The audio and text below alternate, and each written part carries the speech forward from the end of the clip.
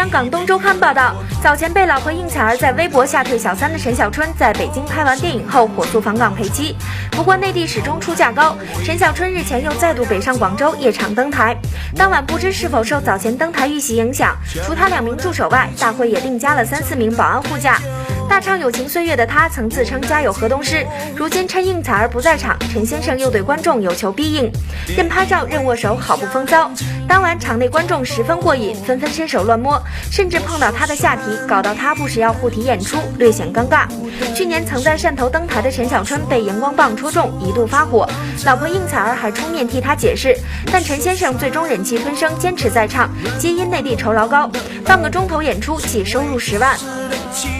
优酷娱乐播报，北京报道。